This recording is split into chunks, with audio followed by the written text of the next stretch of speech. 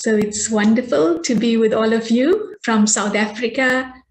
And I'm not sure where you all are from, but it's really a wonderful opportunity for me this afternoon at 1:30 South African time. And I'm not sure, Savita, do you want to say anything? Or I wasn't sure if I was supposed to continue. Okay, good. Wait. I'll introduce you. Good evening and Om Shanti to all of you. Today is a very special evening to all because we have a very special guest with us and a very good friend of mine, Sister BK Dr. Raksha, all the way from Durban, South Africa. Good evening and Om Shanti to all of you. We welcome her with God's love and lots of gratitude because she's too busy. We know the time we are passing through.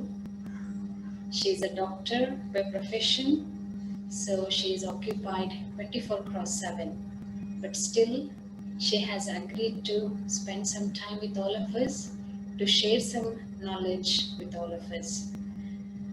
It's my privilege to introduce Dr. Raksha today.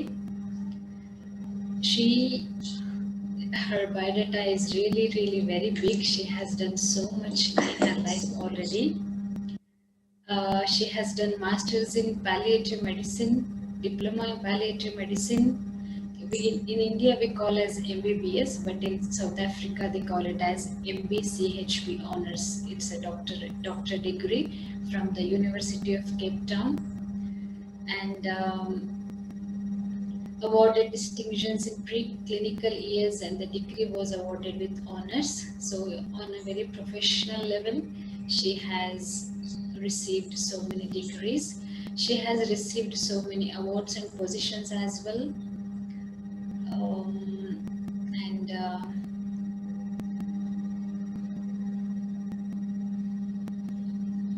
She currently is serving as like private. She is doing private practice in palliative medicine. And she has given so many presentations in different national and international conferences.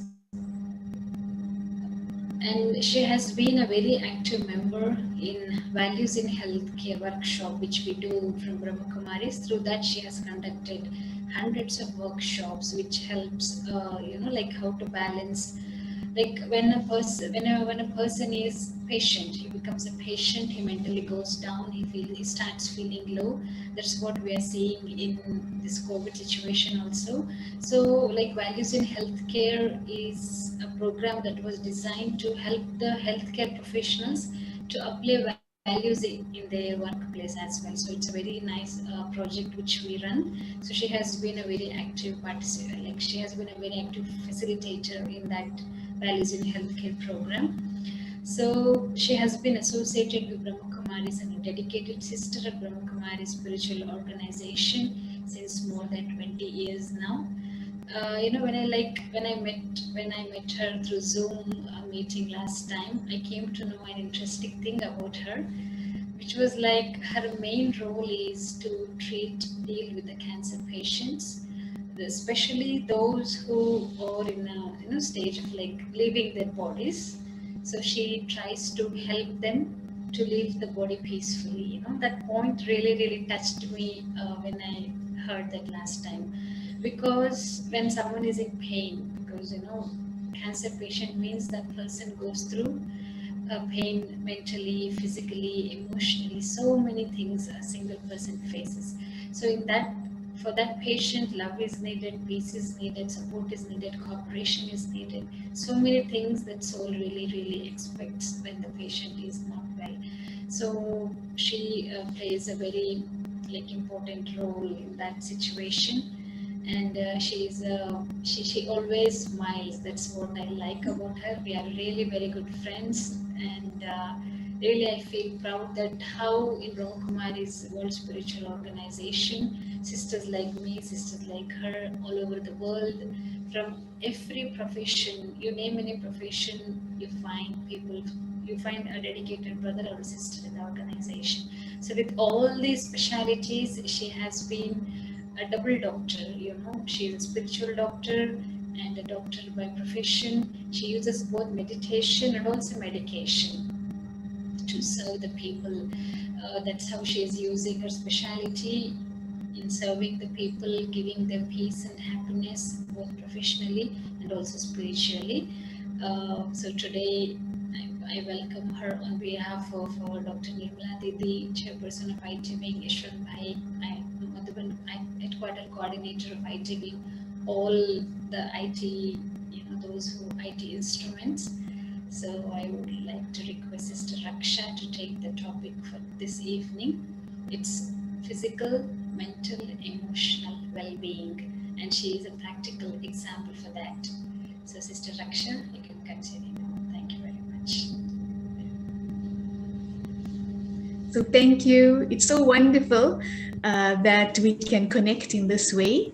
As I'm listening to Sister Savita, I'm feeling so happy and connected to our headquarters and our wonderful family out in India.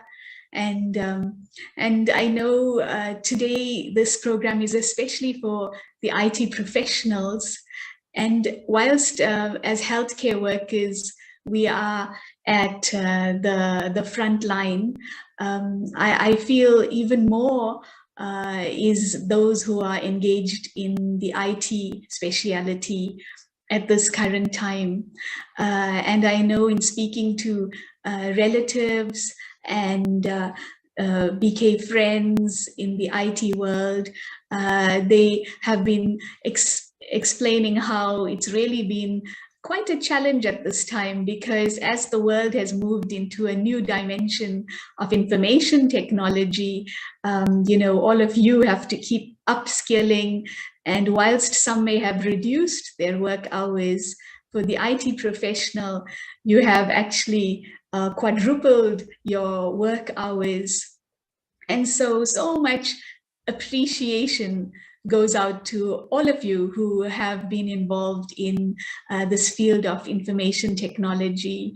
I know when Zoom exploded last year, I was just feeling so grateful to the IT professionals, because without them, we could have not continued to share all that we do as the Brahma Kumaris from our meditation centers.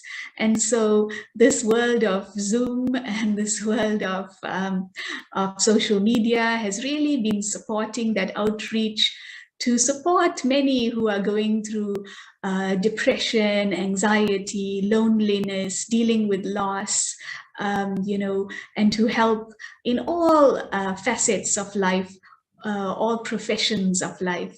And so I really felt from my heart a deep appreciation for the IT professionals, especially at this time. I think you were all quietly getting on with your work, and this COVID pandemic has really supported you to show the power of information technology and how you are such vital contributing members, as I feel, not just that the healthcare workers are the frontliners, but all of you are in the front line. And in South Africa as well, with the COVID pandemic, we had our second wave in December and January, and it was quite a challenge as many were admitted with no access to relatives because of the highly infectious disease. And we had to turn to information technology again, with programs to meet the psychosocial needs of the patient, to get counselors in to allow the patient that was that was on the deathbed often, or struggling with their breathing, to at least connect with their relatives at home, so that they could bring that closure, feel at ease, feel more calm. And so information technology has definitely also helped medicine in such an amazing way, and more, it is continuing to do that. As you would have appreciated at this time. And so today, really a privilege to be with all of you. And for the next hour or so, we are going to look at this topic of physical, mental, and emotional well-being. And when I chatted to some of my friends who are coordinating and very involved in the IT world, offering all our programs, many were sharing how they have Zoom fatigue and also the feeling that all of these classes are happening, but because they're so involved in the technology, these classes are just going over their head, despite the explosion of many, offerings that is available in current day. And so today I thought it would be wonderful if we could make it interactive and more personal, so that you can reflect on your own life. And whilst you've had to support the world, over this last months and year, I want you now, just for the next hour, just to focus on yourself. Because with the need to meet the challenge and to meet the needs of the IT world out there, you've never had time to take care of yourself. And so whilst healthcare professionals have to take care of themselves, IT professionals have to also make that time, and give yourself just this hour to look at this topic personally. I'm not going to speak for an hour because I want you to personalize this topic and take something back for yourself. So we're going to look at all these facets of the physical, psycho, and social and spiritual well-being. So I'll begin screen sharing. I think I need to be given permission to screen share. So if Ravi, Brother Ravi, if you can just allow me. Okay, that's great. I'll try now.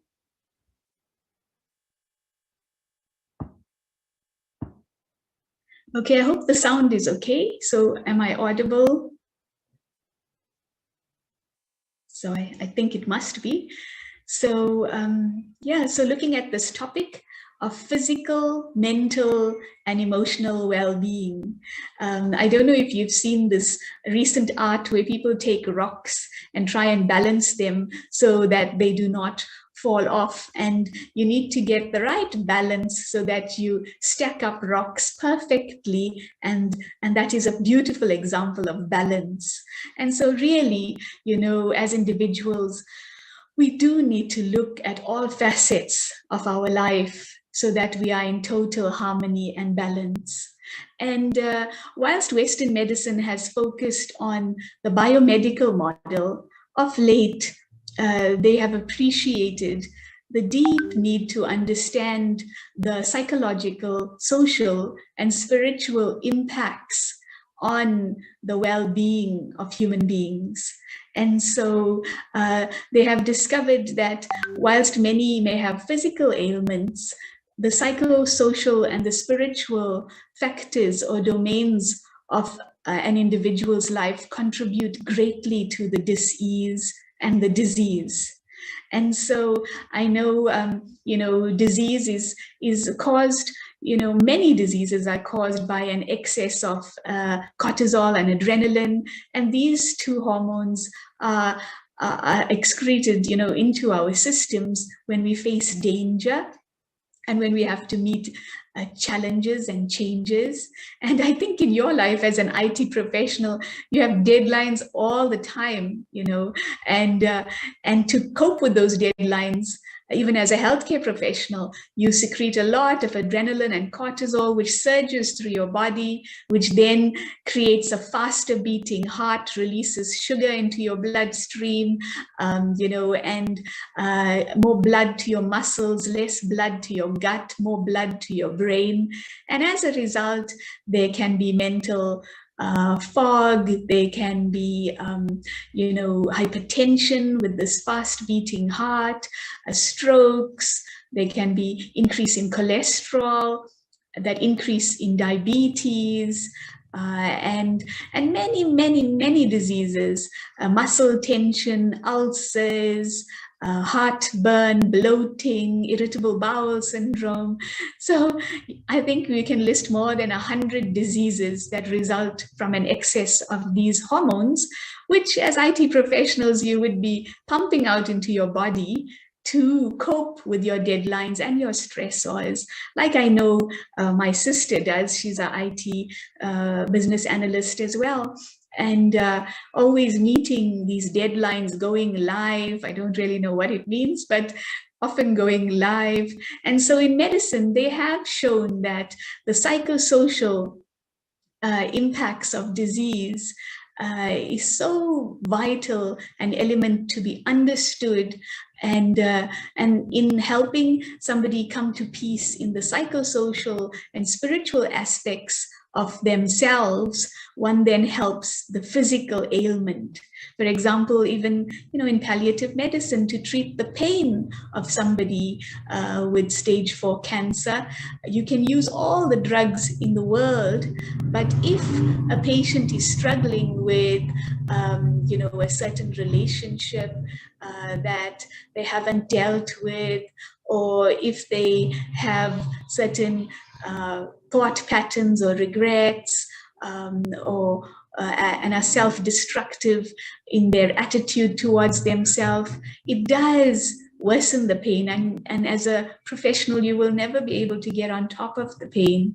And so there's a close connection between all these 4 domains of care and well-being. And today in this little hour, we're going to look at all these aspects of ourselves. And there's a whole realm called mind-body medicine at Harvard University and many of the top world universities, where they have shown that if you treat the psychosocial aspects of a person, you help the physical, and documented research proving the impact of psychotherapy, of meditation on the wellness of an individual. And in Mount Abu itself, with the CAD program, we've seen the impact of meditation and stress management on reducing atheroma, plaques in the arteries of human beings. So what I want to do just to start this evening is take you through a little technique of muscle relaxation and breathing. And so, as I said, it's going to be an hour that's intermingled with many different aspects. So I want you to just sit back in your chair and, totally relax, because in your jobs, you're always over this laptop, and it also has a lot of impact on your body. And so just relax in your chairs, a little distance from your laptop, and just allow your body to sink into your chair, and allow my words to guide you. Allow your mind to follow the words that I'm speaking.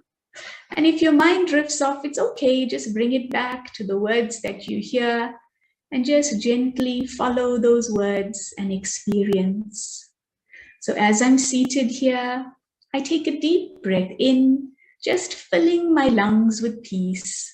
I visualize this fresh air just entering my nostrils, flowing down my air passages to the very depths of my lungs. And then breathing out, I breathe out all the stale air that had been stuck in the recesses of my lungs. Once again, I take a deep breath in, just breathing in so deeply, and breathing out gently. And as I do this, I just scan my whole body.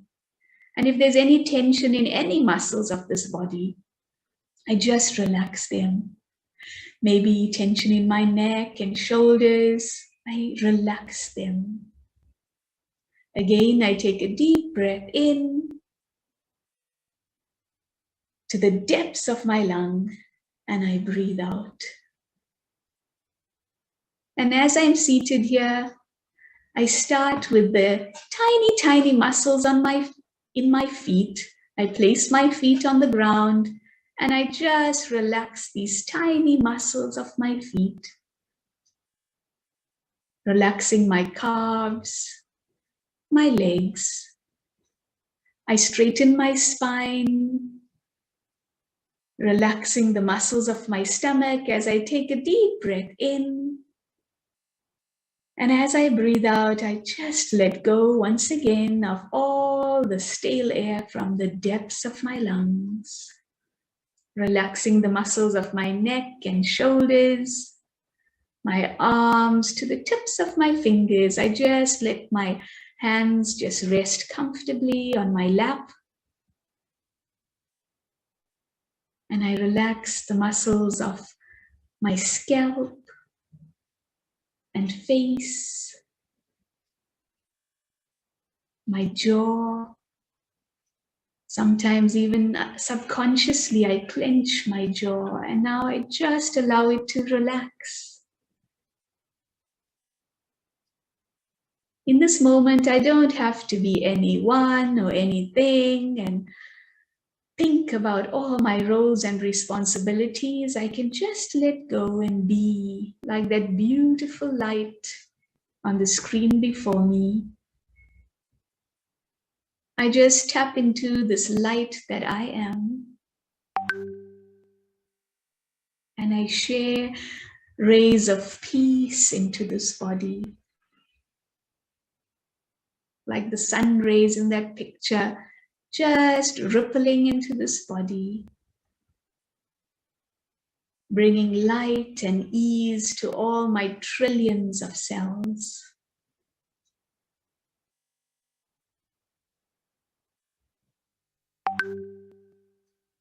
And now I gently bring my awareness back to this room as I become more fully aware of myself. Thank you. So thank you for joining in that. And so I would like to ask you, what are some of the things that you do to support your physical well-being? Any thoughts? There may be many things that one does, but there's a few things one should look at. And if you look at physical well-being, so as I said today, I'll quickly take you through these different aspects. But what does a healthy lifestyle mean to me? And a few things that one should take into consideration, especially being an extremely busy healthcare professional or IT professional, is nutrition. So no matter what, can I ensure at the beginning of the day, that I have a plan for my meals, because I do need that sustenance to help me fulfill my tasks and my roles. And so the importance of nutrition, and then rest and sleep, at least 6 to 8 hours of sleep, and muscle relaxation. I'm sure you just enjoyed that little exercise. I know for myself, when I had worked in very hectic casualty departments, working from one morning to the next morning and more. When I'd come back and I needed to sleep, I could not, because my body would be so wound up with the tension and the anxiety, of all the challenges I may have met in the very hectic accident and emergency unit. And then I would practice this muscle relaxation. And I feel for IT professionals, the importance of posture. And, one thing that you may develop is cervical spondylosis, if one is not too aware of the height of your laptop, etc. So it's so important to pay attention to that posture as well. Exercises, including eye exercises, because I'm sure many appreciate the deterioration in their vision, and many now, with the Zoom world, have noticed that there is that deterioration in vision. And so the importance of eye exercises. I know somebody at one of our retreats being exposed to eye exercises, this nurse actually cured her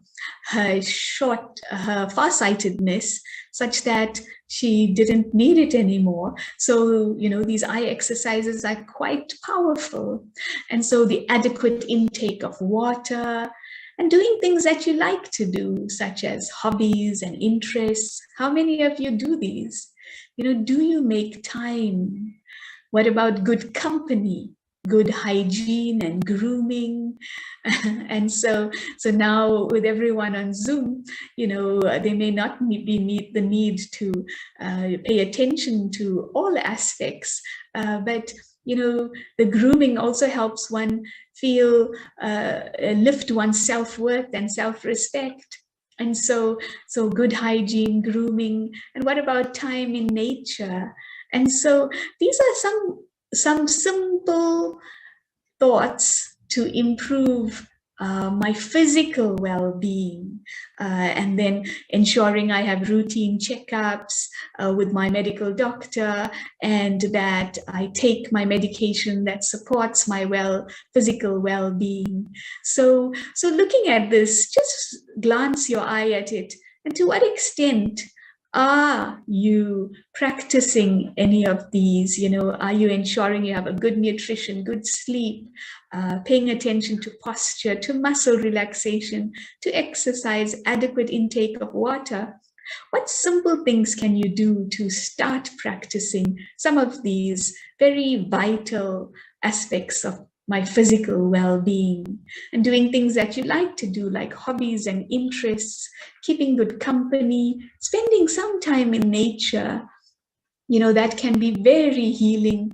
Nature expects nothing of you, and that is why we feel so comfortable there, and we can just be like nature just is.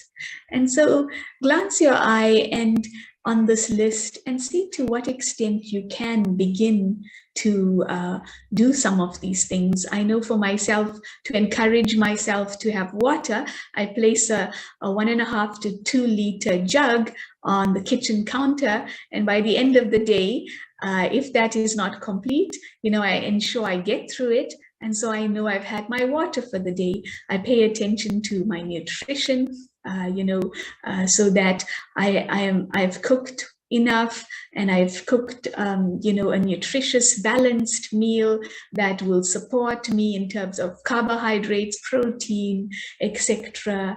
And the importance of sleep and rest and exercise to your capacity. So one also has to be patient with the body and know your capacity.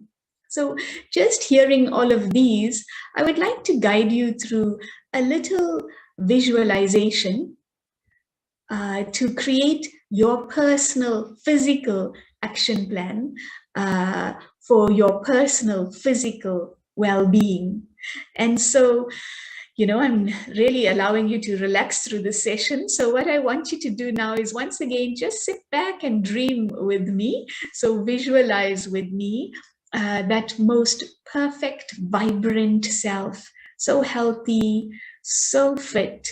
And then we're going to look at what you can do personally, some smart plans you can have to ensure your physical well-being. So just to sit back comfortably, I'll just play some soft music and follow my words, and then we'll be able to take you through that. So I sit comfortably and I relax. And I've just heard a few thoughts of how I could take care of myself physically.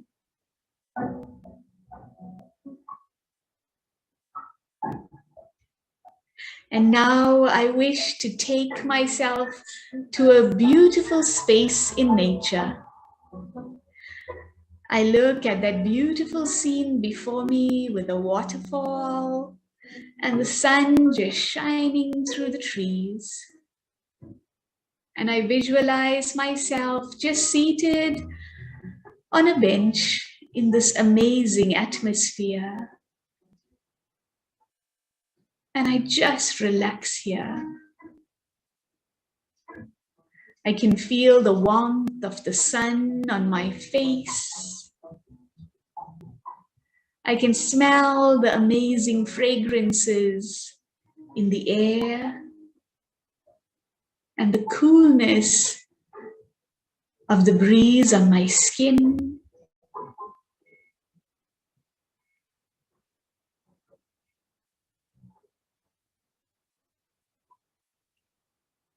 And as I'm seated here, I feel so well. This is a healthy, vibrant me, seated with my spine up straight, my face glowing in the sun before me. And as I walk around this lake, so healthy, so well, imagining a healthy, vibrant me, each step placed so gently, yet with such meaning on the earth. I feel so well. I feel well inside out. And as I look at the still pond before me, I can see my amazing reflection. And as I look at this reflection, I think, how can I maintain this healthy, vibrant me? What more can I do in life today so that I am well physically? I scan my routine of the day and I look at where I can ensure all aspects of my physical health are taken care of.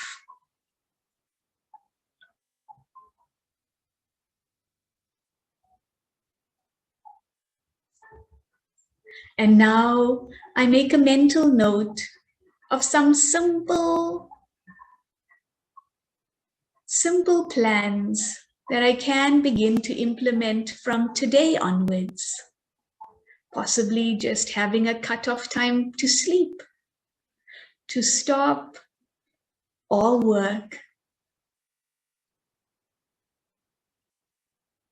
a plan for my water intake, for exercise, for being in nature. I note these down as I gently bring my awareness back to the space that I am in. And with determination, I choose my plan.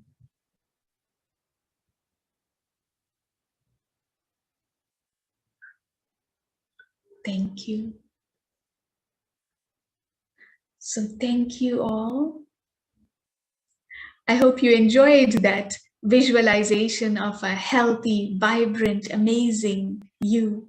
And now I want you to jot down somewhere, your personal self-maintenance plan to achieve the state of well-being that you experienced in that visualization. So think of some short-term, intermediate-term, and long-term goals that you would like to have. So maybe that you want to walk 4 kilometers every day, and maybe by the end of it, you want to do a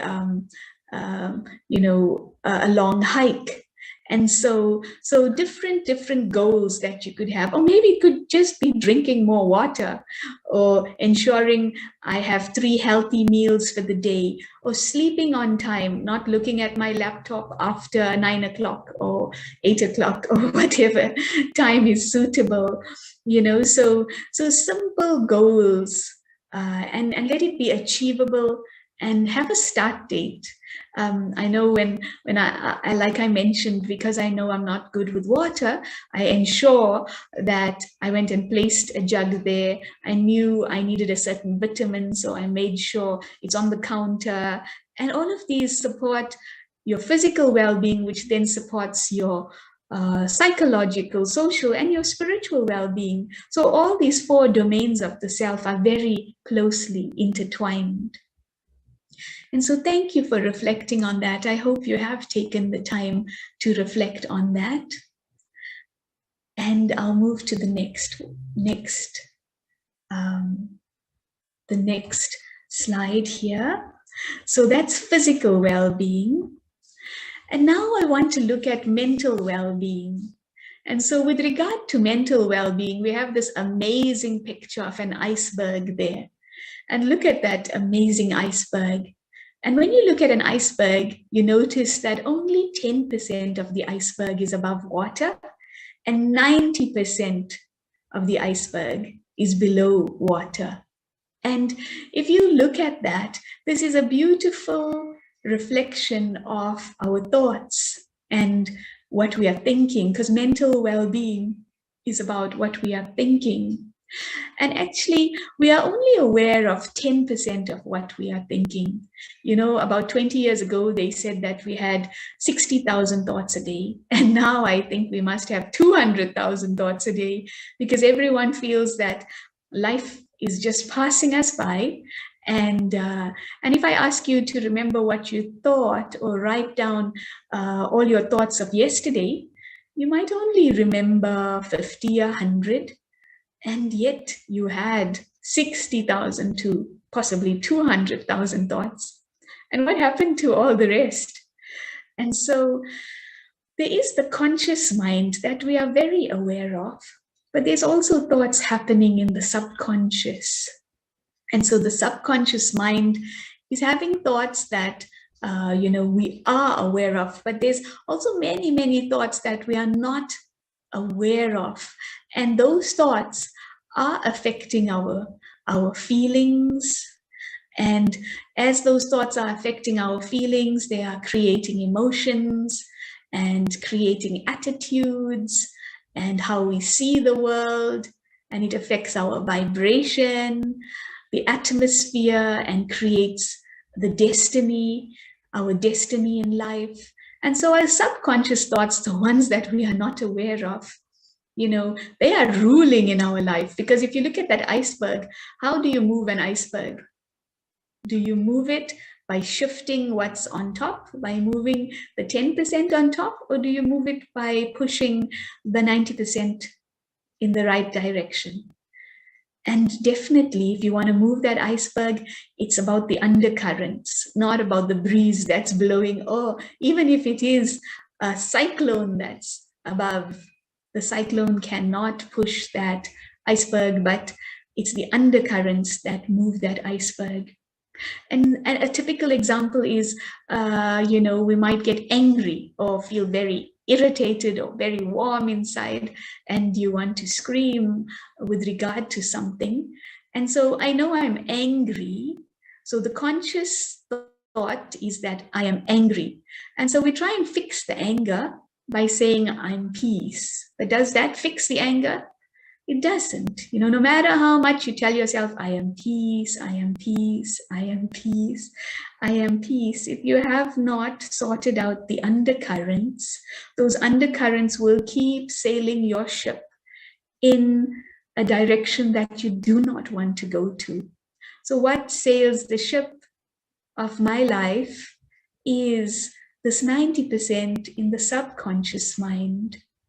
And so with regard to that anger, possibly the undercurrents for the anger was I felt a certain situation was unjust, or I felt that I should have been appreciated or valued or understood, or maybe I felt ignored. So there was a subconscious feeling that is persisting in your life, and it's as if it's the button that people can press so that you react with anger. And so with mental well-being, it is so important to begin to understand the patterns in your life, and these patterns give you a better understanding of what's happening in your subconscious mind. For example, if you're the type who is often struggling with with feeling left out or ignored or not appreciated or unsupported, then one can see that I need to work on those feelings and heal those feelings so that I am free of those subconscious thoughts.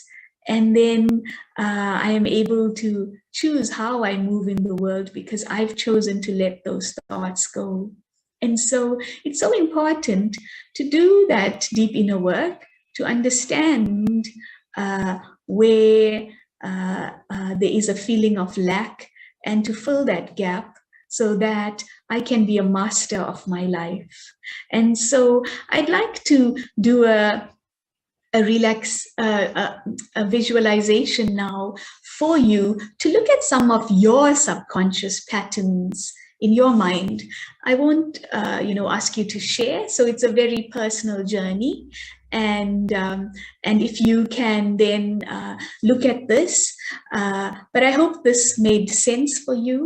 That we have about 200,000 thoughts, and if I can only know a small percentage of that, and that these thoughts are creating feelings. Just hold a thought long enough, it does create feeling, it does create emotion, it does then create a ripple effect into my attitudes, my vision, how I see and perceive the world.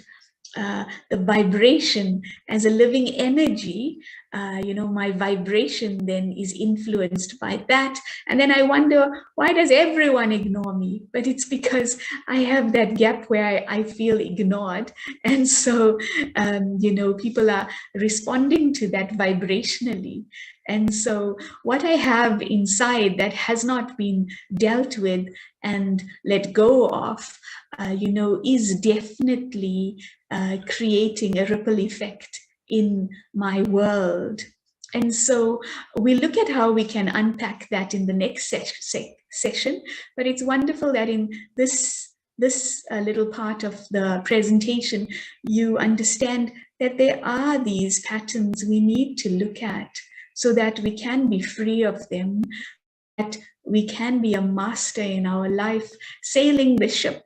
Like they say, you should be a captain of your own ship, isn't it? So the ship of your life, you should be the captain with the support of a higher energy, which we will speak of later. So I want to guide you now through another visualization. I'm going to take you to a campfire site. So you've been a lot on doing IT stuff, and today you're going everywhere. So we're going now to a campfire site, and I'll guide you through a little exercise to recognize some of those pathological thinking patterns that are creating your life, but they're so deep that you may have, don't even know that they exist. So I'll guide you gently. Just allow your mind to follow the words that I will speak, and observe what arises. And then we will also look at how we can work with that going on. So I want you now to just sit comfortably. I'll play some gentle music again.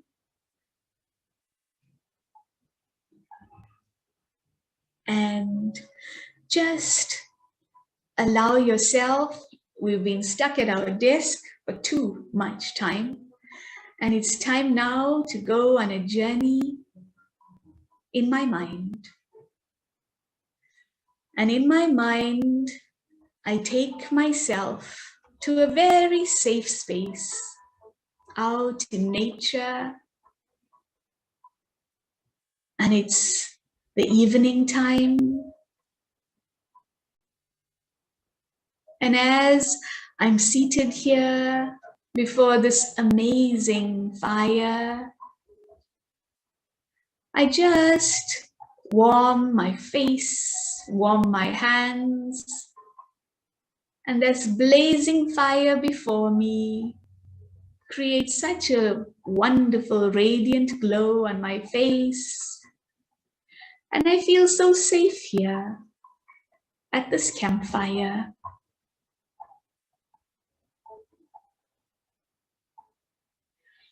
And next to me is my confidant, my friend, and I feel so secure. Maybe God. And maybe the last year, I have been through a lot. And if I look at the patterns within the last year, as I flip through the months of my life, what were some moments of dis-ease when I did not feel so comfortable?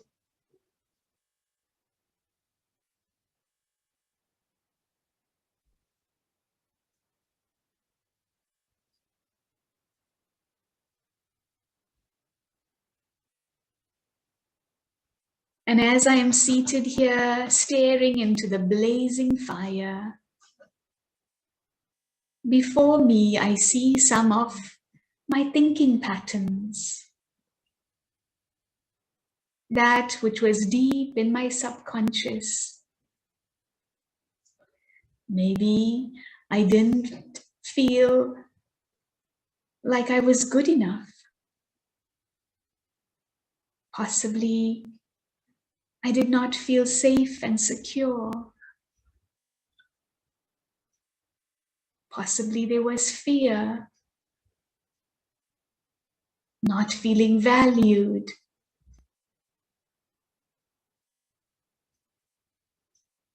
Or appreciated. Or supported or loved. What were some of my thinking patterns? Maybe I felt something was not just. As I stare into this fire, scanning the last year very quickly, I see the many feelings that I had experienced over the last year just appear in the fire before me.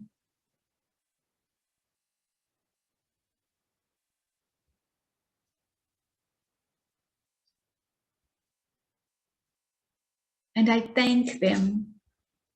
I thank them for letting me become aware of them.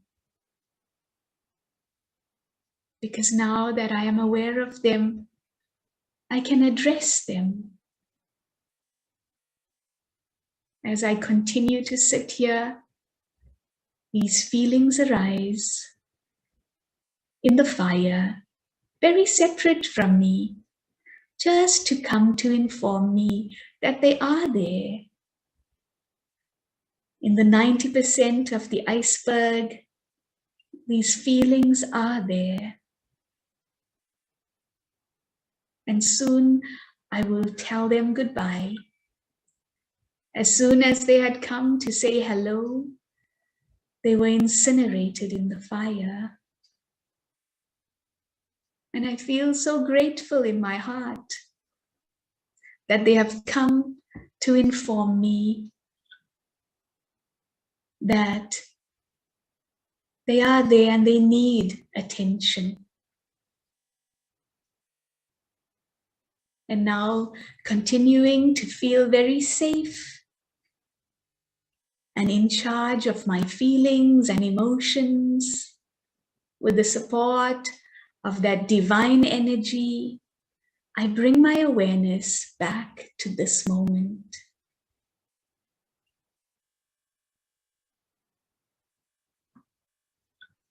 So thank you.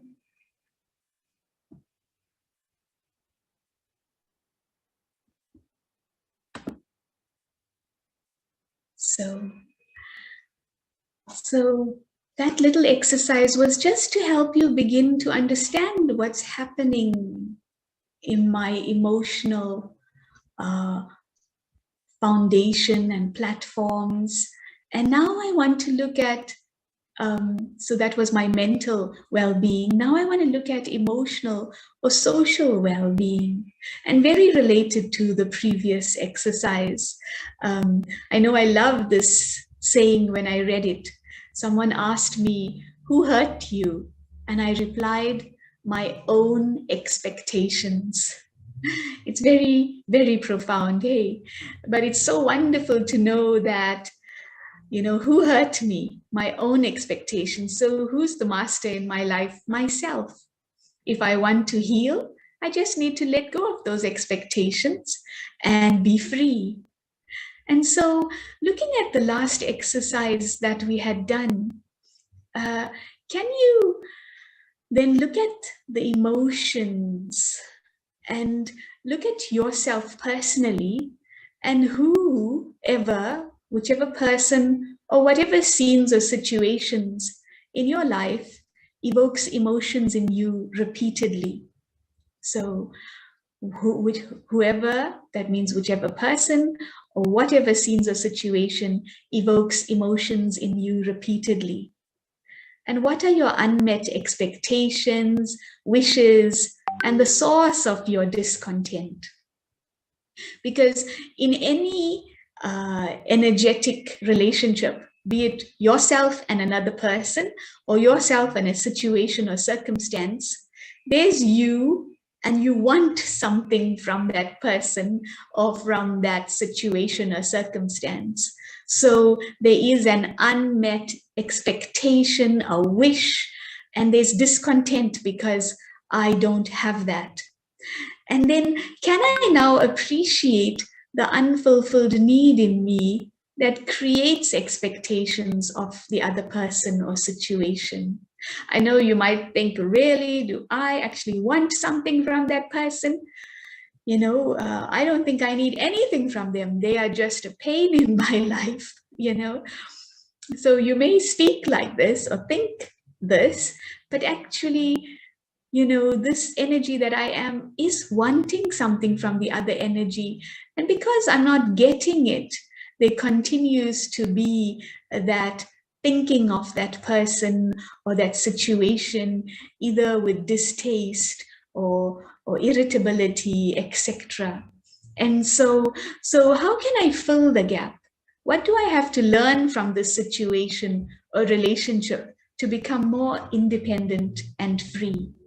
Possibly you have a very difficult boss, and and this boss is always picking on you and making you feel that you're not good enough, and that whatever you are doing is not good enough, and no matter how much and how hard you work, there's the feeling that this boss is just so unappreciative, and does not value you. And so more and more that feeling is growing within you, such that it starts to affect your work, and you get less productive, and then there's more pressure from the boss. And so you can see how wanting that appreciation or validation from the boss is creating low self-worth, and that low self-worth is then impacting on your job, such that you are accepting that which they give you.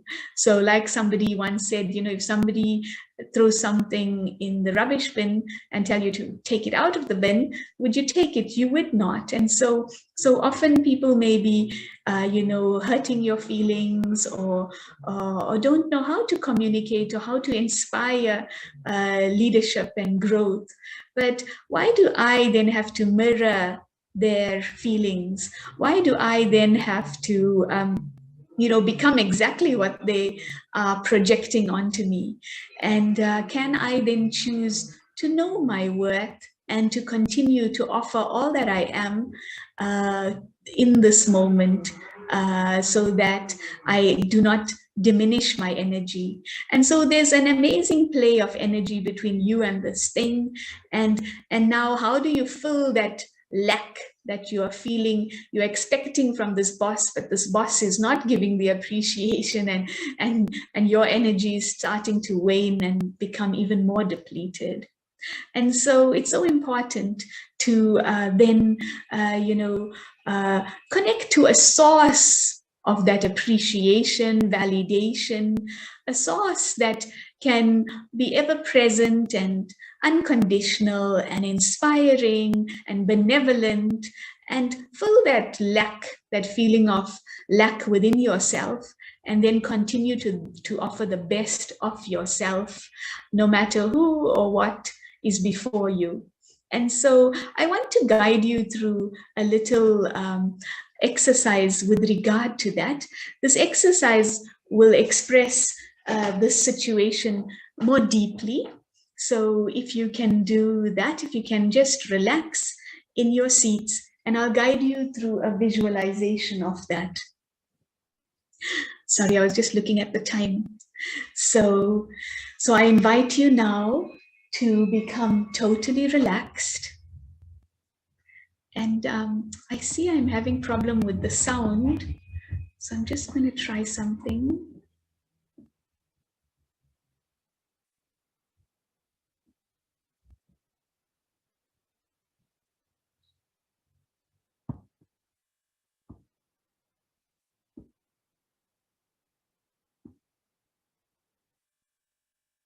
So I hope that made sense, but I think it will make even more sense as I journey through this a guided reflection with you.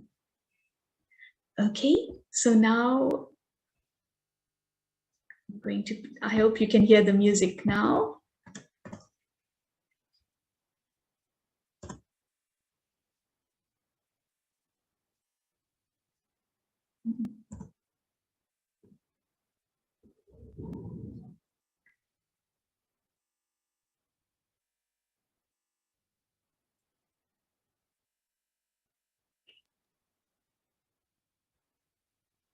Okay, I think we're still struggling with the sound, but that's okay.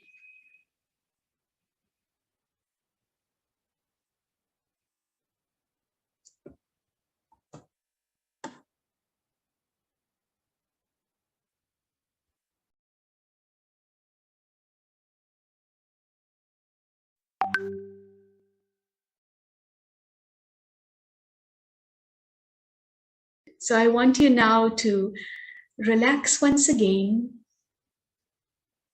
and just take yourself to a safe space, maybe before that garden in front of you once again.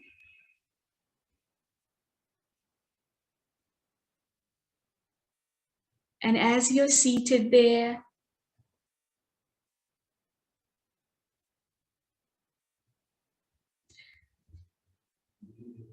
can I now just feel so relaxed and safe as I bring my awareness back to the present moment, just looking at the sun and the beautiful waterfall in front of me. I become fully aware of myself in this beautiful, serene atmosphere.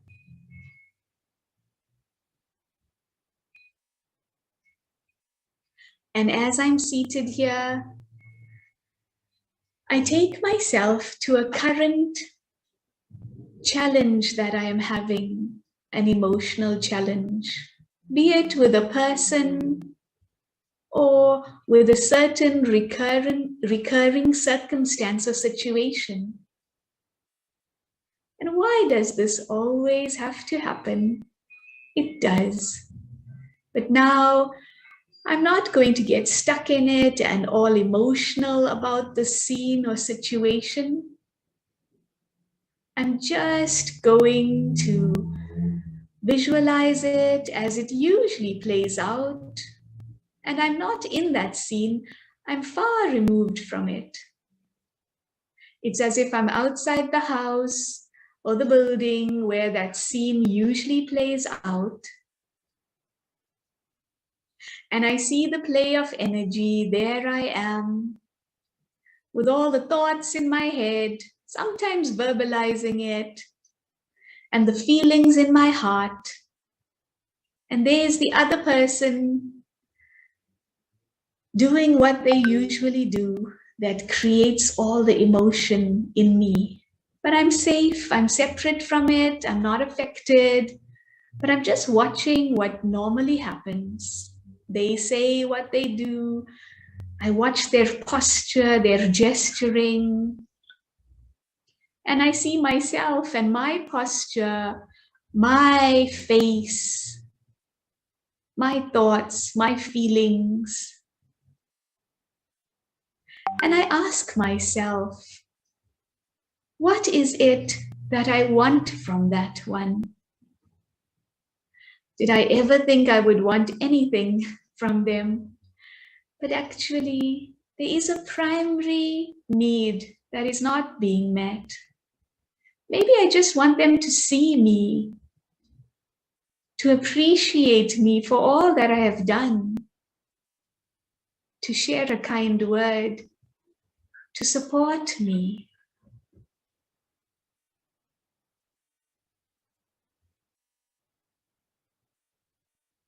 And as I replay these scenes in my mind, I visualize now in the same scene a beautiful light of all the love and support. So loving, so appreciating.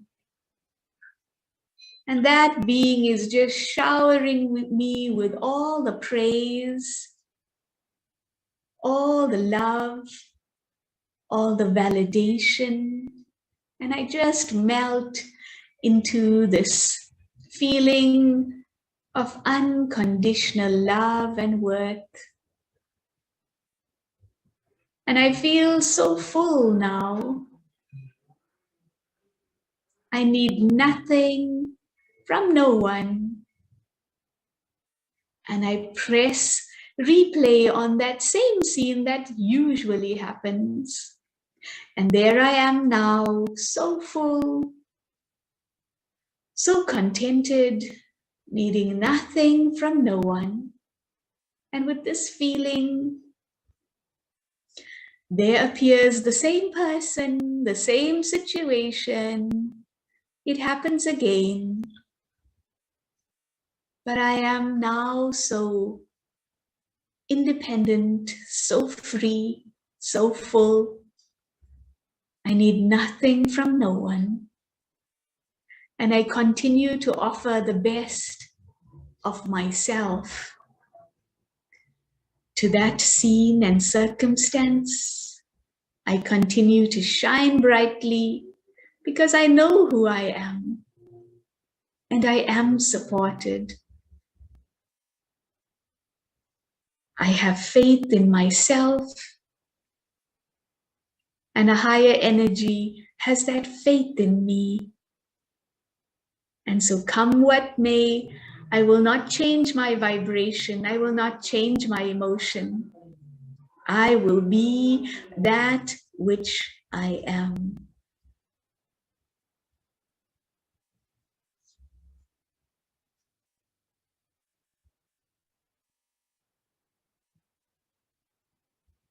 Thank you.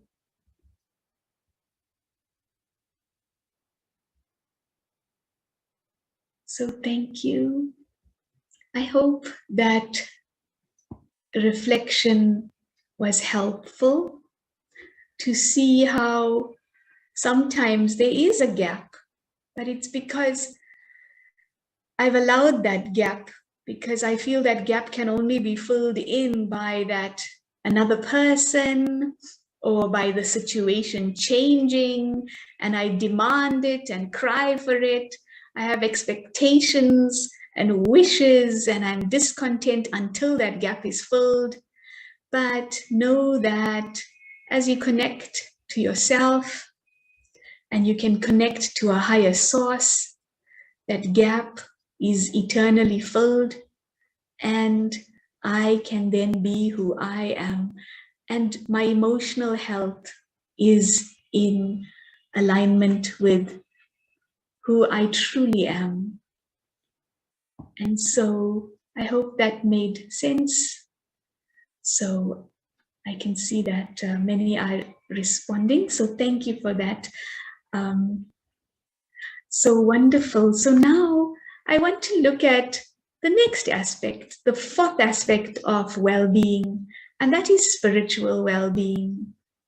And if you look at that slide, I love this expression of spiritual well-being, because whilst there is the biological, psychological, and social aspects of the self, so the physical, the mental, the emotional, but there's also the spiritual well-being that holds it all together.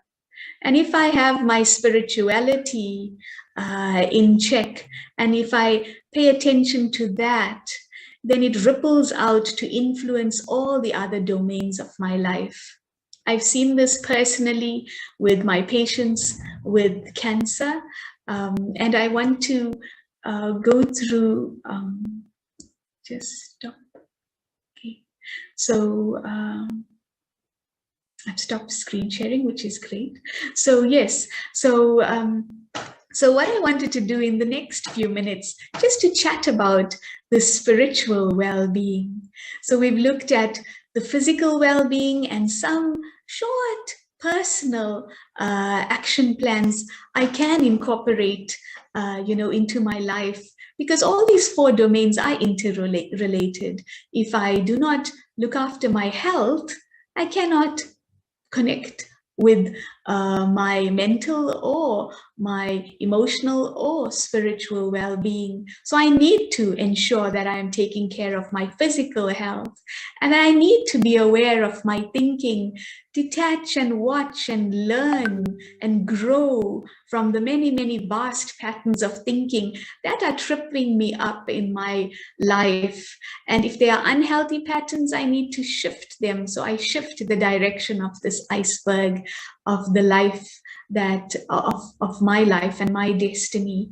And then thirdly is the emotional well-being, in interacting with people and situations and circumstances. Am I always, wanting, or am I filling that gap from within? And we went through a few reflections and experiences of that. And now coming back to that spiritual well-being, in my work as a palliative care physician, I have especially had to deal with many patients with cancer, and I did my master's thesis on the impact of dignity therapy and guided imagery on the intrinsic worth and dignity of the soul, on the dignity experience of patients with stage 4 cancer. And it was amazing that, all these patients, as they experienced themselves as more than this body, the relief, the release, the life that it brought them. Actually, they lived longer, knowing that they were more than their body. Not only did they live longer, but they then brought closure to patterns of thinking that were pathological, and they had lived with all their life they also then brought a balance, in their social circumstances, choosing to let go and live every precious moment, with that love in their relationships. And it was all because they became aware that they were the untouchable spirit or soul or atma. And so for me, it was such a validation that what people need now is to know that I am this untouchable, imperishable energy, and I am the soul, not this physical matter with all the roles and responsibilities. I think COVID had really been an opportunity for people to really assess themselves. To what extent is their sense of well-being dependent on certain habits they had, physical habits or social habits, or mental habits. If you were the type that jogged and ran away all your your mental anxieties, maybe you couldn't exercise, and then you had to face yourself in COVID, because in COVID, we also had to deal with such things. And so yes, so as an individual, as I become aware of who I am, it's such a breath of fresh air. It's such a power. I know, a first example of this was when I was with my uncle, who had stage 4 cancer, and he had stomach cancer, and he was so angry because the doctors did not inform him and counsel him prior to removing his stomach for his stomach cancer. And he suffered for many months, and I tried to counsel him thereafter, explaining why the doctors did what they did, how urgent it was to do what they did. But despite that, my every visit to him was only met with anger, asking me, why did the doctors butcher him? And eventually, after visiting many a time, I had taken a break. And my aunt then said, Raksha, please come back. And I thought, this time when I meet him, I'm going to share what I know spiritually. And I asked him, he was a very exceptional builder, a perfectionist, strong, the man, always, in charge of his family at work. And suddenly he was losing so much weight, had no energy, could not work, barely able to have the strength to command everyone and everything. And so as I met with him this time, I asked him, what are you afraid of? Do you think that you are just that body? I believe that you are not just your job, you're not just that builder, that man that you had always been, but you are a most beautiful, untouchable, peaceful, and powerful being. And I told him, I want you to tell yourself 8 times a day that I'm a peaceful and powerful being. And as I told him this, he asked my aunt to write it down. And for the first time after months and months, something made sense to him. And he began to practice it. And my aunt shared that over the next few weeks, he had never been more peaceful. He was a changed person, just reminding himself that he was a peaceful and powerful being, not this body that was failing, unable to fulfill his roles and responsibilities, but this amazing energy. And he passed away. And as she called me to confirm his death, at his bedside was this note, I am a peaceful and powerful being. And as I looked at that, I just thought, I'm so glad that he connected with that. And my aunt then, a few hours later told me his entire life had changed just with that practice. And so I have seen time and time again that when I really experience who I truly am, nothing else matters but that amazing, beautiful, and brilliant light that I am And I can bring all of that to everything, be it relationships, be it my job, be it my state of mind. So when I know who I truly am, spirituality is the core of the entire human being. And so if I know that I am this being of love and light and peace and joy and power and wisdom and bliss, what more do I need? Everyone in the world wants that, isn't it? So I have everything that I need. I am everything that I need. And if I feel a lack, it's not that I have to look out there. I need to look within, and I need to look upward, because unfortunately we're living at a time that is called Kali Yuga, the Iron Age, a time of extreme depletion of matter and also of human beings. They are all barely holding it together. And then you expect from them, does it make any sense to expect from anyone or anything at this time? This time is really calling for us to turn upward and connect with that unconditionally loving source of everything that I need, and call him what you may, Shiva, Allah, Jehovah, to know that, I can connect to that source with one thought. I know I had come from a very religious background, and I used to always wonder, God, do you know I exist? And I was so reassured when I had started meditating with the Brahma Kumaris at the age of 21, about 22 years ago, that God was just one thought away. And from my heart, when I reached out, he could fulfill all my needs and fill my heart, and I could then overflow with that energy into the world. And so to know who I am, who I belong to, and why I am here.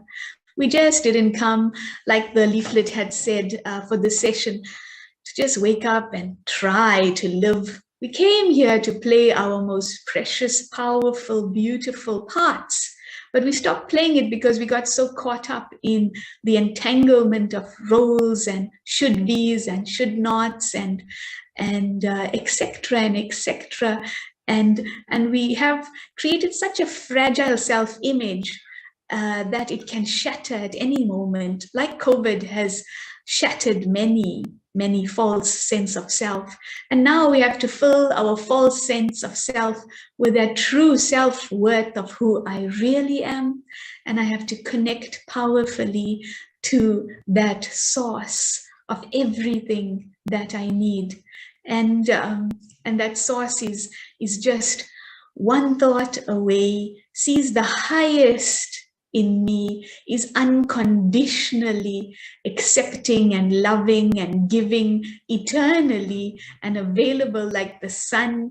The sun doesn't choose who it shines on, but if you want to experience the sun, then just step up, become and experience yourself as that master sun, and place yourself in the atmosphere of that supreme sun of knowledge and bliss and wisdom and lightness and power and purity and love and truth and everything that you need.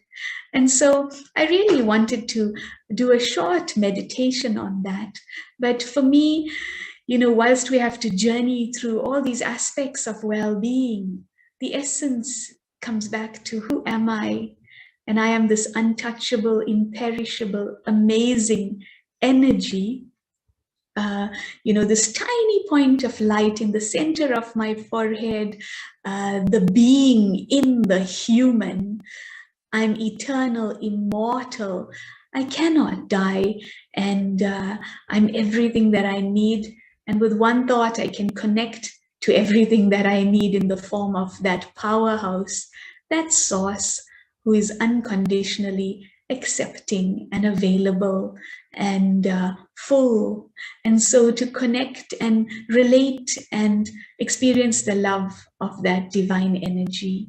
And so I want to guide you through, you noticed I speeded up because of time. I want to guide you through a little meditation maybe if Brother Ravi wants to play that point he had at the beginning with some music, if you can, that'll be great. Just soft music, if possible. Otherwise, I'll just guide you with my with the words that I'll speak.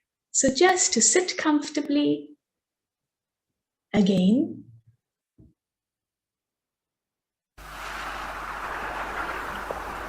And just relax.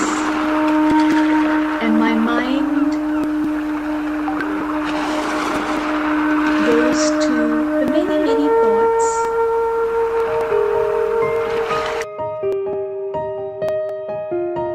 that I've heard.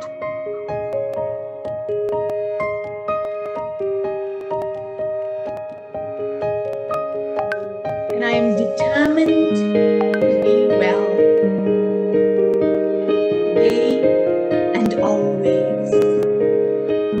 I am always trying to do for everyone and everything else.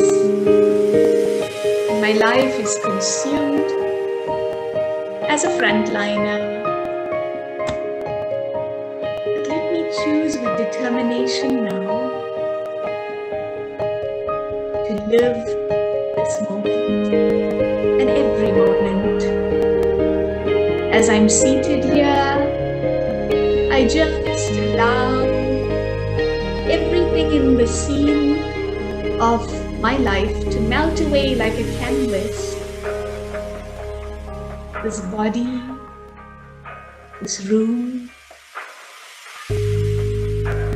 all disappears, and all that lies in the center of my forehead is this amazing light that I am. Like that beautiful light on the screen before me. And I just shine bright.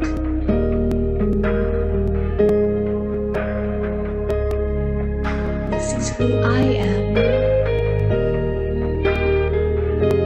As I go deeper into this light, I touch a peace that is so still, so tranquil, calm.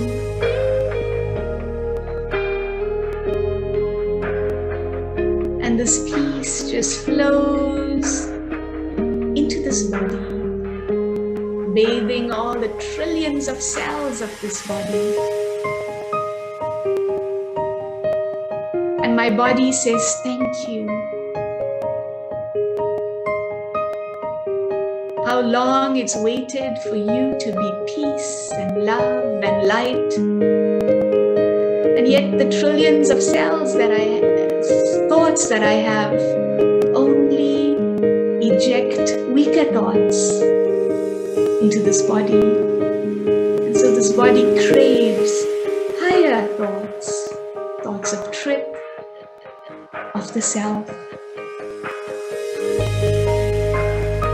And as this tiniest light that I am, I just move my awareness even beyond this world of movement and sound to come to that ocean of peace and love, in that home of light and peace, that world of souls. And as the soul, I just soak in the waves of that ocean of love. And with each wave from that source of love, from that divine, I feel recharged. With thought after thought, wave after wave, that ever benevolent point source, that powerhouse tirelessly shares love and peace and joy and everything that I need with me. And I absorb, and I absorb, and I absorb. And feeling so full, I radiate.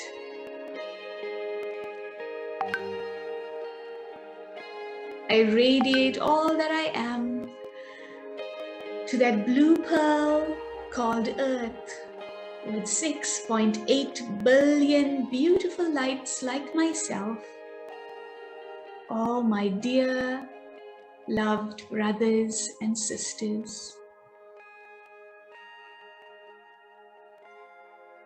I know who I am, who I belong to,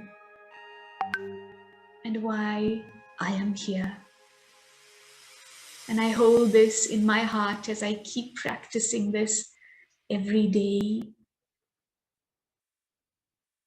with every moment. But this is life. Life with purpose, life with meaning.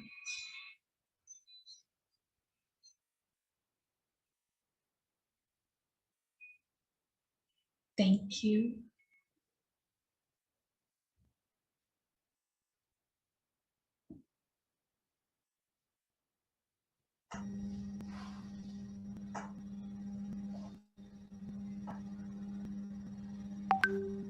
Om Shanti. So we know the Brahma Kumaris and our 3 Om Shantis are: who am I? Who do I belong to? And why I am here. And like our leaflet suggested, connect to this and live this, so that I don't feel I have a meaningless life, but a very purposeful life. So thank you. It's been a pleasure being with all of you. Om Shanti. Lots of thanks to Sister Raksha for her valuable time. As I already mentioned, she is too busy in the hospital with the patients all the time. But still, she took out some time and shared the great wisdom how to have physical, mental, and emotional well-being. She shared a very beautiful point to write down 8 times a day: I'm powerful, or I'm peaceful, I'm healthy, I'm blissful. You take any, we call Swaman in Hindi, and take a pen and a paper and write them down 8 times, 10 times, daily.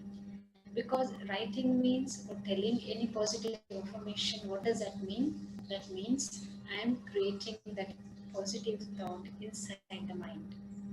How I create the thought inside the mind, accordingly, the mind gets prepared, it becomes powerful, it becomes stable.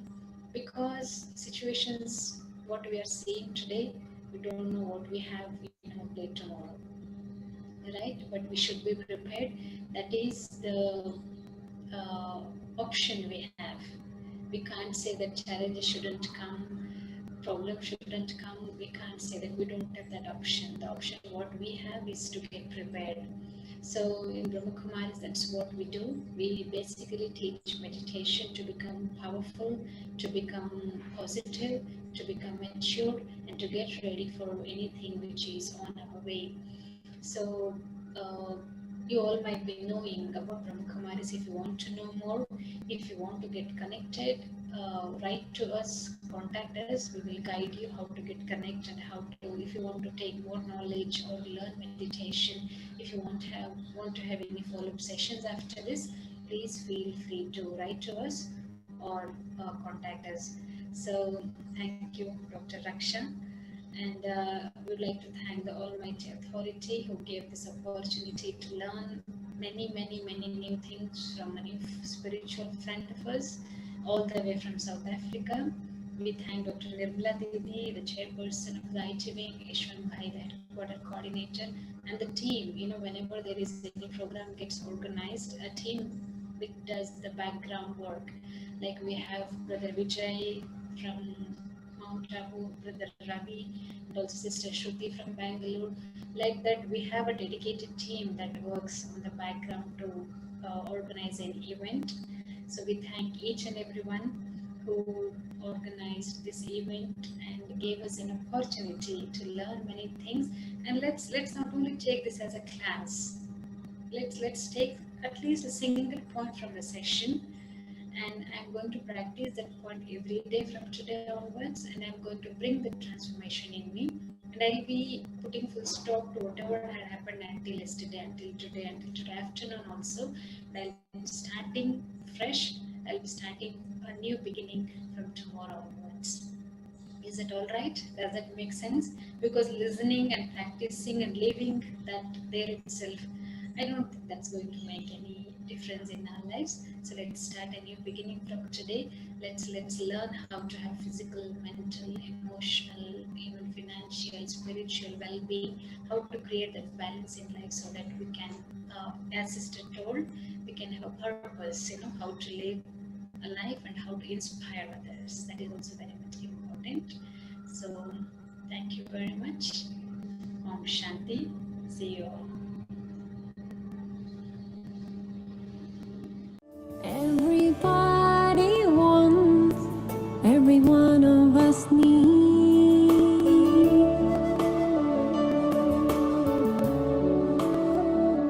I got wings on my back, and I'm ready to leave.